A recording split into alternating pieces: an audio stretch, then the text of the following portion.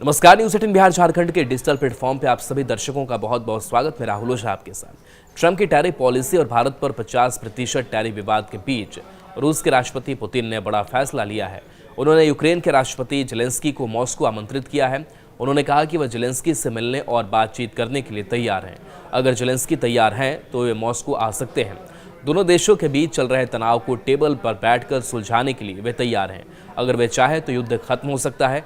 रूस के राष्ट्रपति पुतिन ने चेतावनी दी है कि अगर यूक्रेन के साथ शांति समझौता नहीं होता तो युद्ध जारी रहेगा। लेकिन यूक्रेन के राष्ट्रपति को अगर युद्ध खत्म करना है तो अब उन्हें मॉस्को की आना पड़ेगा। दूसरी ओर यूक्रेन के राष्ट्रपति जेलेंस्की ने पेरिस में फ्रांस के राष्ट्रपति इमैनुअल मैक्रोन और अन्य यूरोपीय नेताओं से मुलाकात की, जिसमें उन्होंने यूरोपीय संघ से रूस के खिलाफ सुरक्षा गारंटी की मांग की। वहीं जेलेंस्की ने कहा कि राष्ट्रपति पुतिन की ओर से युद्ध रोकने का कोई संकेत नहीं मिला है। बता दें कि अमेरिका के राष्ट्रपति ट्रंप रूस और यूक्रेन का युद्ध खत्म कराना चाहते हैं। इसके लिए उन्होंने रूस और यूक्रेन के राष्ट्रपतियों से अलग अलग मुलाकात भी की। पहले 15 अगस्त को राष्ट्रपति ट्रंप ने अलास्का में रूस के राष्ट्रपति पुतिन से मुलाकात की। बैठक में पुतिन ने जेलेंस्की से मुलाकात करने पर सहमति जताई, लेकिन युद्ध खत्म करने के लिए 3 शर्तें रखी। वहीं 18 अगस्त को राष्ट्रपति ट्रंप ने वाशिंगटन में अपने ऑफिस में यूक्रेन के राष्ट्रपति जेलेंस्की से मुलाकात की।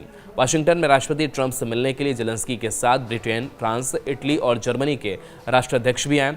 यूरोपीय संघ की अध्यक्ष भी उनसे मिले। सभी ने यूक्रेन का समर्थन करते हुए राष्ट्रपति ट्रंप से युद्ध खत्म कराने और यूक्रेन को रूस से सुरक्षा की गारंटी दिलाने की मांग की।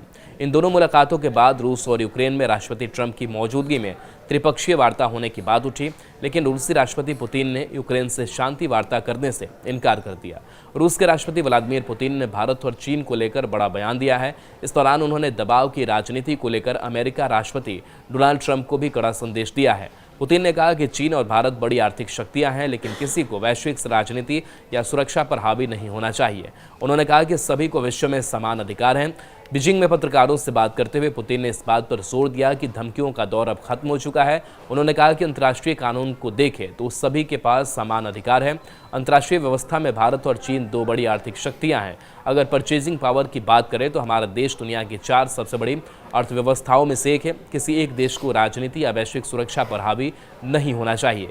हम नहीं मानते कि किसी एक देश का वर्चस्व होना चाहिए। पुतिन ने कहा कि आपके पास भारत जैसा देश है जिसकी आबादी 1.5 अरब है। चीन की अर्थव्यवस्था भी बहुत मजबूत है, लेकिन उनके अपने घरेलू तंत्र और कानून भी है। जब कोई आपसे कहता है कि वे आपको सजा देंगे तो आपको सोचना होगा कि उन बड़े देशों का नेतृत्व कैसे ऐसा बोल सकता है।